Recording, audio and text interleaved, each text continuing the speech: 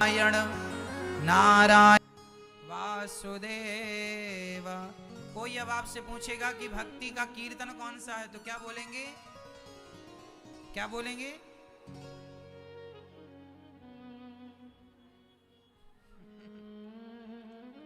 श्री कृष्ण गोविंद हरे मुरारी, हे नाथ नारायण वासुदेव। बोलते रहो तब तक जब तक याद ना हो जाए। मैया को याद नहीं होगा तब तक आज हम यही बोलेंगे। बोलो श्री कृष्ण गोविंद हरे मुरारी, हे नाथ नारायण वासुदेव। बोलो मैया, बोलो।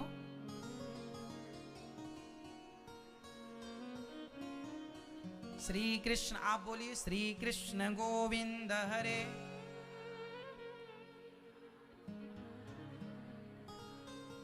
आप बोलो जरा पीछे वाले भक्तों।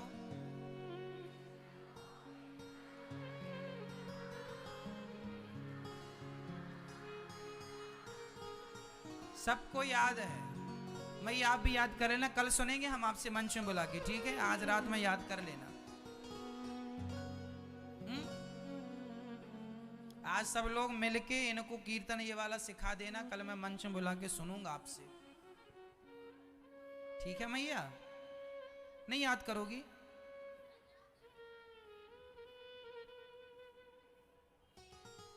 यह कीर्तन भक्ति महारानी ने गाया है, और जो भी इस कीर्तन में जितने भी नाम हैं, यह कीर्तन जो भी करता है, केवल भगवान का एक नाम भी धोखे से कोई ले ले, भव सागर से पार हो जाता। भगवान बड़े दयालु होते हैं। उल्टा नाम जपोगे तो भी काम हो जाएगा। कैसे भी जप लो भैया, जप लो, ठीक है? भक्ति सुतौ तौ तरुणौ गृहीत्वा, प्रेमैक्य रूपा सहसा विरासीत्। श्री कृष्ण गोविंद हरे मुरारी, नाथेति नामानि मुहुर्वदन्ति। कितना भी बड़ा भक्ति महारानी प्रकट हो गई, भक्ति ज्ञान वैराग्य का दुख दूर हुआ, सबके हृदय में जाकर भक्ति बैठ गई। ऐसा संतों ने कहा।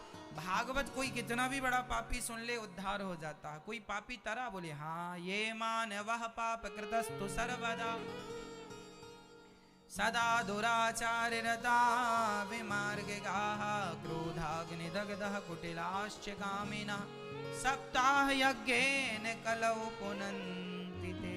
कितना भी बड़ा पापी है भागवत से तर जाएगा। कोई तरा? हाँ, धुंधकारी। धुंधकारी नाम का एक पापी था। मैया धुंधकारी को जानती हो? मोबाइल पर नहीं दिखेगा वो, मोबाइल पे सर्च करने लगे आप धुंधकारी, नहीं आएगा बेचारा, तर गया ना, इसलिए हम नहीं कहीं हैं। धुंधकारी, भाई आप लोग धुंधकारी को जानती हो? नहीं? आप मैया जानती हो धुंधकारी को? मैया आप जानती हो धुंधकारी को? मैया आप जानती हो? आपके पड़ोस में ही था धुंधकारी? हाँ, मैया जानती है। हाँ, पड़ोस में ही रहता था। तभी है कि गया? चला गया।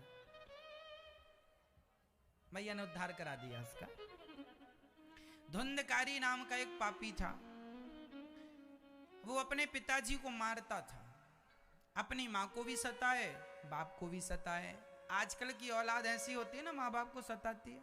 तो जो बेटा अपनी माँ को सताए, बाप को सताए, वह प्रेत योनि में जाता है। जो बेटा अपने माँ बाप को सताता है वह क्या बनता है?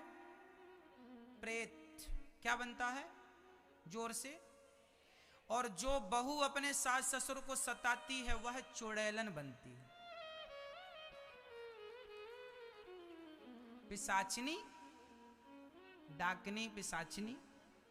तो आपको चुड़ैलन तो नहीं बनना, इसलिए सास ससुर की सेवा किया करो। सास के पांव दबाओ, सास की सेवा करो।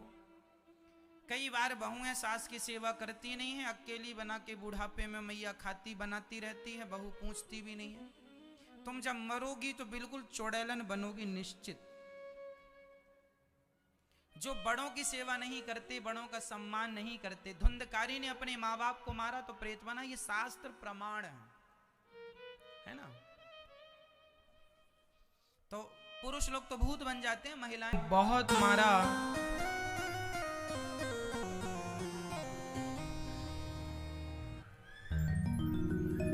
धुंधकारी के प्रताड़ित करने पर गौकर्ण जी ने समझाया।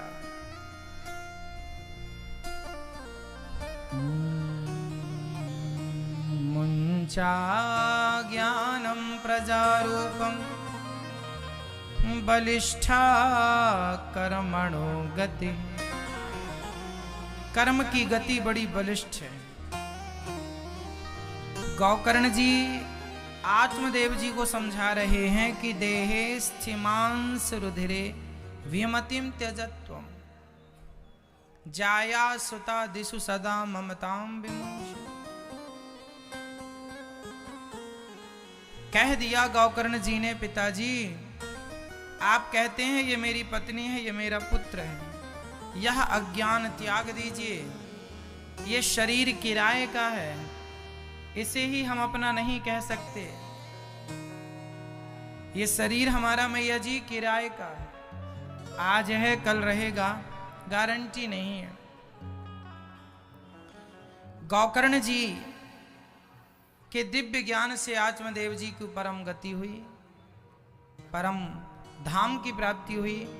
धुंधकारी ने मां को मारा, मां कुएं में कूद कर मरी। 5 वैश्याओं के संग धुंधकारी रहने लग गया। धुंधकारी 5 वैश्याओं का भरण पोषण करता, 5 ने गला दबाकर धुंधकारी को मारा और धुंधकारी प्रेत योनि में चला गया।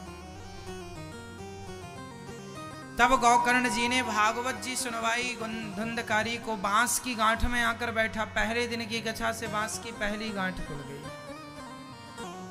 दूसरे दिन की कथा से दूसरी गांठ, तीसरे दिन की कथा से तीसरी, 7 दिन की कथा से बांस की सभी ग्रंथियां खुल गईं और एक दिव्य पुरुष भगवान के धाम को चला गया। कथा गांठ खोलती है। ये कौन सी गांठ है? काम की, क्रोध की, लोभ की, मोह की, अहंकार की, ये जो हमारी अज्ञान की गांठें हैं, यह कथा खोल देती है।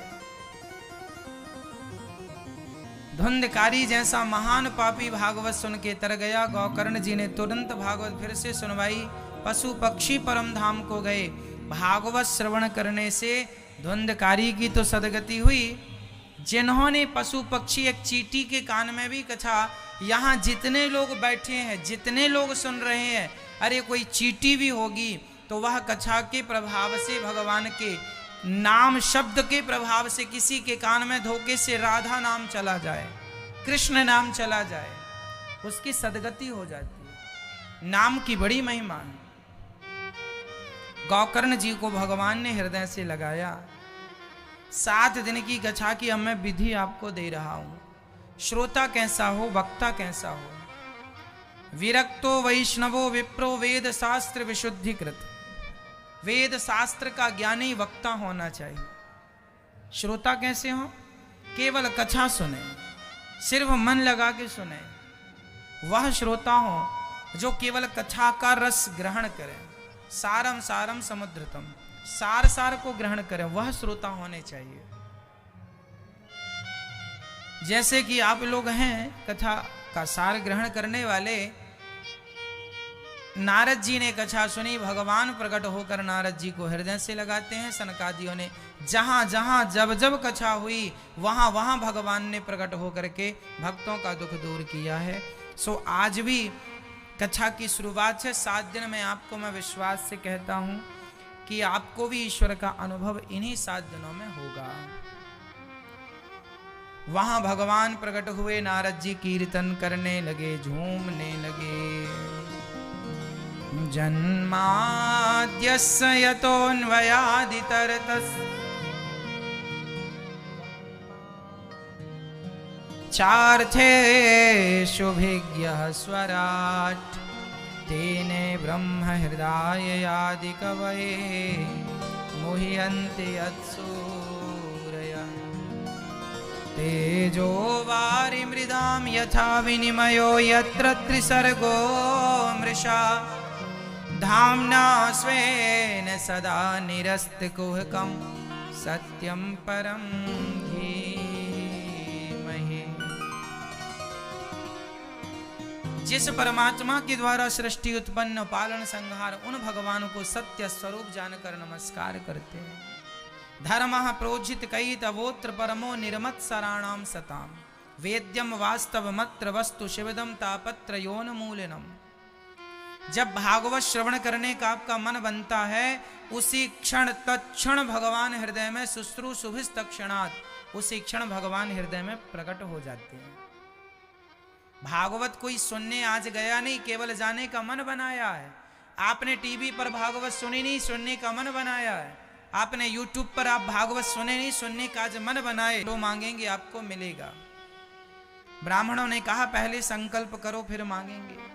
मोरध्वज ने संकल्प, नन्हा सा उस बेटे का नाम था ताम्रध्वज। बोला पिताजी रुक जाइए। 2 मिनट रुक गए।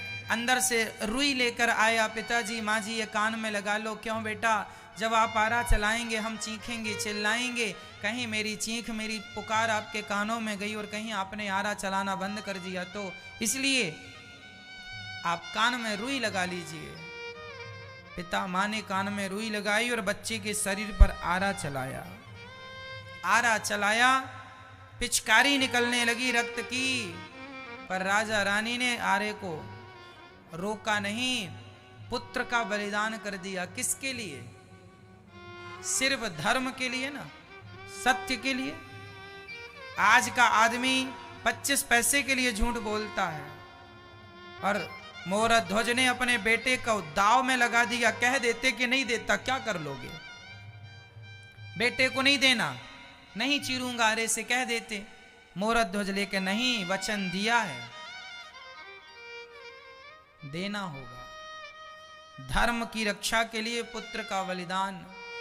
जब बच्चे के 2 टुकड़े हो गए, ब्राह्मणों ने कहा कि जाओ शेर को डाल दो। 1 टुकड़ा तो शेर को डाल दिया, बाकी कह दिया गटर में डाल दो।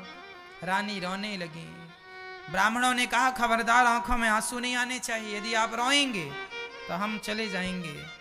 आंसू पोंछकर ब्राह्मणों ने कहा हमें भूख लगी है। राजा रानी ने भोजन तैयार किया, ब्राह्मणों को भोजन परोसा। ब्राह्मण भोजन करने जा रहे थे कि एक ब्राह्मण बोला नहीं भोजन नहीं करेंगे, तुम हत्यारे हो और तुम जैसे हत्यारों के घर हम भोजन नहीं करते। मैंने कौन सी हत्या की महाराज? अभी अभी तुमने अपने पुत्र की हत्या की है। तो वो तो आपके कहने पर की है ना जी। तुमने अपने धर्म की रक्षा के लिए पुत्र को मार डाला, हत्यारे तो हो ना। जाने लगे ब्राह्मण। मोरध्वज चरणों में गिर पड़े, महाराज जब से मैंने होश संभाला है आज तक मेरे घर से अतिथि खाली नहीं गया, भूखा नहीं गया, और आप आज भूखे चले जाएंगे, मेरा पाप मुझे मार डालेगा। हे नाथ, मुझे पापी मत बनाओ, भोजन करके जाओ, खाली मत जाओ। तभी मोरध्वज ने आवाज लगाई, बेटा हे विधाता, यदि मैंने आज तक सत्य को नहीं छोड़ा, धर्म को नहीं छोड़ा, तो विधाता आज मेरी रक्षा करो। मेरे आज इन हाथों में कलंक लग गया कि मैंने पुत्र को मार डाला। जमाना मुझे हत्यारा कह के बुलाएगा कि बेटे को बाप ने मार दिया। प्रभु मुझे इस हत्या से बचा लो। यदि मैं नहीं देता तो धर्म जाता, और दे दिया तो पुत्र गया। अरे पुत्र गया इसका गम नहीं, पर जमाना तो आरोप लगाएगा कि धर्म के लिए तुमने अपने पुत्र की हत्या कर दी। कहा है तो हत्यारे। तब अंदर से बेटे को पुकारा, बेटा मोर ताम्रध्वज मेरी रक्षा करो बेटा, तुमने मरकर धर्म बचाया है पिता का, एक बार पिता के लिए जीवित हो जाओ। ये कहकर पुकारा कि परमात्मा की ऐसी कृपा हुई जो धर्म की रक्षा करता है, धर्म उसकी रक्षा करता है। मरा हुआ बेटा दौड़ कर आया, पिताजी मैं मर कर भी आपके धर्म को बचाऊंगा और जिंदा होकर भी धर्म को बचाऊंगा। ताम्रध्वज ने आकर पिता को हृदय से लगाया और पलट कर देखा, वहां कोई शेर और ब्राह्मण नहीं थे, वहां भगवान श्री कृष्ण खड़े थे अर्जुन के साथ। अर्जुन चरणों में गिर पड़े, प्रभु मैं आपकी परीक्षा लेना चाह रहा था। एक बार अर्जुन ने भगवान से कहा था कि बताओ धर्मराज युधिष्ठिर जैसा कोई धर्मात्मा होगा? भगवान ने कहा युधिष्ठिर का तो कहीं नाम ही नहीं है, सबसे बड़े धर्मात्मा तो मोरध्वज हैं। अर्जुन ने विश्वास नहीं किया, परीक्षा लेनी चाहिए, तो आज परीक्षा में पास हो गए। जीवन में जब संकट आए, आपके जीवन में समझ लेना परमात्मा आपकी परीक्षा ले रहे हैं, और उस संकट से आपको घबराना नहीं है, बल्कि अपना इम्तिहान देना है, परीक्षा देना है और पास होना। जीवन में जब मुसीबत आए, संकट आए, कष्ट आए, विपत्ति आए, ना घबराओ, ईश्वर की परीक्षा है, वो उसे परीक्षा एग्जाम मान करके से आनंद से गुजार लो वो वक्त। उस समय धैर्य ना खोना, उस समय धर्म ना खोना। ऐसा नहीं कि मुसीबत आई तो धैर्य खो दो, धर्म खो दो, ना जी। उस मुसीबत में धर्म का आचरण करोगे तो परमात्मा तुम्हें पास कर देंगे। मोरध्वज भगवान को देखकर रोने लगे, प्रभु क्या आपको मुझ पर विश्वास नहीं था कि मैं सत्यवादी हूं, मैं आपका दास हूं? भगवान रोने लगे, मोरध्वज ऐसा ना कहो, मुझे विश्वास था कि तुम सत्य कभी नहीं छोड़ोगे, लेकिन मैं कह देता जमाने से कि मोरध्वज सत्यवादी है, धर्मात्मा है, कौन मानता बेटा? पर आज तुमने सिद्ध करके बता दिया। अब दुनिया को विश्वास करना होगा कि तुम्हारे जैसा दानी कोई नहीं। दानी बहुत देखे हैं, पर बेटे को वारे से चीर कर दान करने वाला दानी मोरध्वज के सिवा इस धरती ने ऐसा पूत एक ही पैदा किया है, मोरध्वज बस। इसलिए हम कहा करते हैं मैया प्राण जाए तो जाने देना, पर सत्य ना जाए, धर्म ना जाए। अरे प्राण चले, प्राण तो एक दिन जाएंगे ही, कब तक बचाऊंगा मैं? जिंदा रह के करूंगा क्या? अरे धर्म के लिए प्राण चले जाएं तो और अच्छा है, सत्य की रक्षा के लिए प्राण चले जाएं तो और अच्छा है। जाना तो है, कब तक बचाओगे प्राणों? इसलिए धर्मो रक्षति रक्षित। हमें प्राणों की रक्षा नहीं करनी, हमें तो धर्म की रक्षा करनी है, सत्य की रक्षा करनी। इसलिए सत्य की रक्षा करो। जो सत्य के साथ है ईश्वर उनके साथ है, जो सत्य को छोड़ देता है ईश्वर उन्हें छोड़ देता है। पांडव और कौरवों में क्या अंतर था? कौरवों की सेना में ताकत ज्यादा थी, बल ज्यादा था, पर पांडवों की सेना में धर्म ज्यादा था, और भगवान उन्हीं के साथ थे जिनके पक्ष में धर्म है। कौरवों की सेना में धर्म नहीं था, कौरवों की सेना में सिर्फ स्वार्थ था। क्या था? सिर्फ स्वार्थ था। इसलिए धर्म की विजय होती है, स्वार्थ की नहीं। इसलिए सत्य, मनुष्य का धर्म क्या है? सत्य बोलना। धर्म न दूसर सत्य समाना, आगम निगम पुराण बखाना। मनुष्य का धर्म क्या है? सत्य। शास्त्र बहुत हैं, शास्त्रों का सार क्या है? मैं ये बताओ, शास्त्रों का सार क्या है? 4 वेद 6 शास्त्र में बात मिली है, 2 दुख दीन है दुख होत है, सुख दीन है सुख हो। 4 वेद और 6 शास्त्र में केवल यही बातें मिली। सुख देने से सुख मिलता है और दुख देने से दुख। इसलिए हमें क्या देना चाहिए? सुख। ये शास्त्रों का सार है। भागवत का एक प्रश्न है, ईश्वर सगुण है या निर्गुण? बताइए, भगवान साकार है या निराकार है? मैं आप बताऊं, ईश्वर साकार, जिसका कोई आकार होता है उसे साकार कहते हैं, और जिसका कोई आकार नहीं होता उसे निराकार कहते हैं। सगुण और निर्गुण भी कहते हैं। तो बताइए, ईश्वर सगुण है या निर्गुण? साकार है या निराकार? बोलो मैया। मैया आप बताओ, भगवान क्या है, साकार की निराकार है? मैया आप बताओ क्या है? साकार। भगवान साकार भी हैं और निराकार भी हैं। कैसे?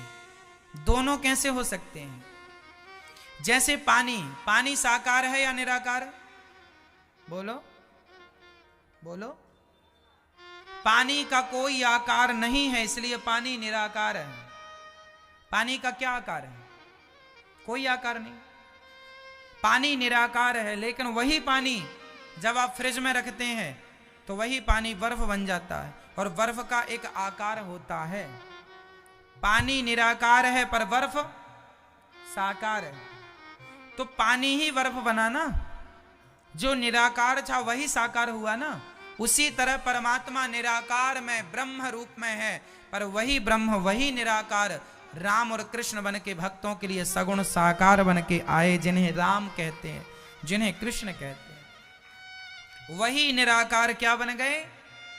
किनके लिए? हम जैसे पतितों के लिए, हम जैसे भक्तों के लिए भगवान ने क्या रूप बना लिया? साकार। राम जी साकार हैं, कृष्ण जी साकार, नरसिंह जी, वामन जी, धनवंतरी जी इत्यादि साकार हैं। तो किसके लिए साकार बने? हमारे और आपके लिए, भक्तों के लिए। इसलिए वह साकार भी है और निराकार भी है। कोई सवाल करे कि महाराज जी ईश्वर साकार हैं कि निराकार? जिसमें तुम्हारा मन लग जाए तुम वही अच्छे हो। कोई सगुण में मन लगाता है, कोई निर्गुण में, कोई साकार में मन लगाए, कोई निराकार। जहां मन लग जाए वो अच्छा है। झगड़ा लड़ाई करने से समाधान नहीं है। सगुण ही निर्गुण, सगुण ही निर्गुण कछु नहीं भेदा, सगुण ही अगुण ही नहीं कछु भेदा। तो गोस्वामी जी चौपाई लिख रहे हैं, सगुण ही अगुण ही नहीं कछु भेदा, मतलब इनमें कोई भेद, निर्गुण और सगुण में कोई भेद नहीं। फर्क इतना है, सगुण साकार हमें दिखता है, निर्गुण निराकार हमें नहीं दिखता। तो भगवान सगुण है या निर्गुण? सगुण से निर्गुण में मन लगाना आसान है। भाई आप अपनी मां को देखते हैं, अब आपसे कहा जाए अपनी मां का चित्र अपने माइंड में बनाओ, मां कैसी है आपकी, एक इमेजिन करो, कल्पना करो, भाव बनाओ, तो आप कल कर लेंगे मेरी मां ऐसी है। भाव बनाएंगे तो मां की आकृति आपकी आंखों में आएगी। सही है? पर मां को आपने देखा ही नहीं, जन्म लेती मां देती मर गई, न फोटो देखी न प्रत्यक्ष, तो कैसी आकृति बनेगी मां की? कोई बेटे से कहा जाए कि मां की आकृति बनाओ, उस बेटे से जिसने मां को कभी देखा ना हो, तो वो किसकी आकृति बनाएगा? अरे मन में कल्पना करने के लिए भी तो कि आकार चाहिए। तो भगवान साकार एक कल्पना है, उस साकार को देख लो, और फिर जैसे बिहारी जी को वृंदावन में देख लो आकर के, फिर अपने घर में ही उस परमात्मा का चिंतन करो, वही निर्गुण उपासना हो गई। यहाँ आके देखते हैं वो सगुण उपासना है, उन्हीं का दर्शन। अब जैसे जगन्नाथ जी का दर्शन आपने किया, तो जब जगन्नाथपुरी आप जाते हैं तो जगन्नाथ जी वहां साकार रूप में दिखते हैं, पर जब घर में आप आते हैं तो वहां जगन्नाथ जी घर पे तो नहीं है, लेकिन उनका एक भाव है, एक आंखों में बसी प्रतिमूर्ति है कि जगन्नाथ जी ऐसे हैं। तो घर से जो भाव बनाते हैं और जगन्नाथ जी का ध्यान करते हैं, बिहारी जी का ध्यान करते हैं, श्रीनाथ जी का ध्यान, जो घर में बैठकर उनका ध्यान हो रहा, वही तो निर्गुण उपासना है। वहां कहाँ मूर्ति है? अब मैं यहाँ बैठा हूँ और यहाँ से जगन्नाथ जी का ध्यान कर रहा हूँ, हे जगन्नाथ जी ऐसे हैं, उनकी आंखें ऐसी हैं, उनके हाथ ऐसे हैं, उनके पाँव ऐसे हैं, उनका मुंह, हे द्वारिकाधीश जी उनकी आंखें ऐसी हैं। तो अब यहाँ कहाँ द्वारिकाधीश जी मूर्ति है? अब ये निर्गुण ध्यान ही तो हो रहा है, निराकार यही तो उपासना है। पर निराकार में भी मन लगाने के लिए साकार का आश्रय लेना पड़ता है। क्यों जी, समझ में आ रहा आपको? बच्चे को पढ़ाने के लिए मास्टर जी पहाड़े में चार्ट में बनवा लेते हैं ना, आपने पढ़ा होगा, हाथी बना है, घोड़ा बना है, मास्टर जी कहते ये हाथी है। क्या वो हाथी है? बोलो, क्या हाथी है वो? नहीं, वो हाथी का चित्र है। क्यों जी? आपके मोबाइल में फोटो आपकी है, वो आप नहीं है, वो आपका चित्र है, लेकिन उस चित्र से आपका बोध होता है। हाथी की फोटो देखने से आपने हाथी को देखा फोटो पर, एक बच्चे ने हाथी पढ़ा स्कूल में, हाथी ये है ऐसा, रास्ते में सच्ची का हाथी मिल गया, पहचान गया, माँ हाथी हाथी, माने का तुझे कैसे पता हाथी? बोले स्कूल में पढ़ा था। अरे तस्वीर को देखकर सही में मिल जाए तो उसे पहचाना जा सकता है। सच्ची को देखने के लिए झूठ का सहारा लेना पड़ा कि नहीं? झूठा चित्र था, लेकिन झूठे चित्र को देखकर सच्ची हाथी को पहचान गया कि नहीं?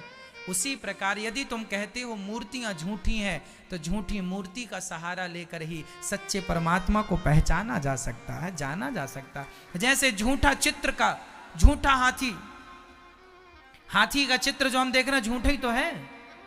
क्यों जी, समझ में आ रहा है जो समझा रहे है ना?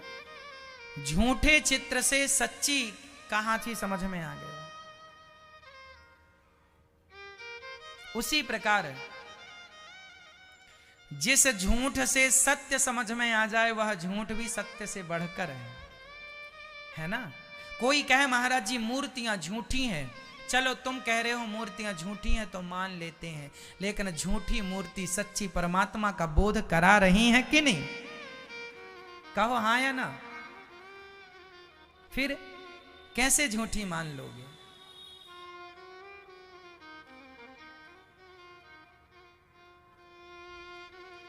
तो निर्गुण और सगुण में कोई भेदभाव रखने की जरूरत नहीं।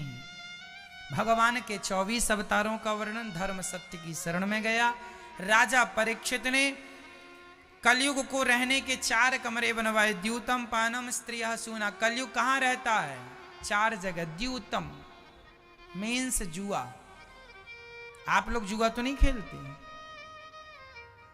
मैया? खेलती तो नहीं हो? ताश वाश तो नहीं खेलती हो? खेलती है मैया, तभी चौपाई याद नहीं है, जुआ याद है। जहां कौरवों ने जुआ, देखो मैया भैया आप सबसे कह रहे हैं जुआ ना खेला करो। आजकल तो मोबाइल में भी लोग जुआ खेल लेते हैं, गेम एम आते हैं ना जुए वाले, हम तो जानते नहीं है पर देखते हैं, कभी कभी कोई खेलता देख लेते हैं। देखने से पता लग जाता है कि लोग जुआ खेल रहे हैं। पहले ताश के पत्ते खेलते थे, आजकल मोबाइल पे खेल लेते हैं। जुआ ना खेलिएगा। कौरवों ने जुआ खेला था, सर्वनाश हुआ था। आप भी सर्वनाश की तरफ बढ़ रहे हैं यदि जुआ खेल रहे हैं तो। बच्चों को ना खेलने दीजिए, तुम ना खेलो जुआ किसी भी प्रकार। आजकल तो क्रिकेट में लोग जुआ खेल लेते हैं, तो किसी का क्या फायदा है? नुकसान तो है। जुआ कौरवों ने खेला था, सर्वनाश हुआ। पांडवों ने खेला तो 12 वर्ष का वनवास मिला, 1 वर्ष का अज्ञातवास मिला। किसके कारण? जुआ के कारण। भरी सभा में द्रौपदी की साड़ी खिंच गई, किसके कारण? जुआ। द्यूतम पानम, कलयुग का दूसरा ठिकाना शराब है, शराब ना पीना। स्त्रिया, कलयुग का तीसरा चरित्रहीनता, और चौथा मांस। अंडा मुर्गी तो नहीं खाते आप लोग मैया? अंडा मुर्गी तो नहीं खाती हो? मांस ना खाइएगा क्योंकि बुद्धि भ्रष्ट हो जाती है ना। कलयुग रहने के 4 स्थान दिए, 5वां गोल्ड दिया। राजा परीक्षित ने सोने का मुकुट पहना था। जो पाप की कमाई का धन है सोना, उसमें कलयुग। जो मेहनत की धन कमाई का सोना, उसमें कृष्ण का वास होता है। राजा परीक्षित के सिर पे कलयुग बैठा।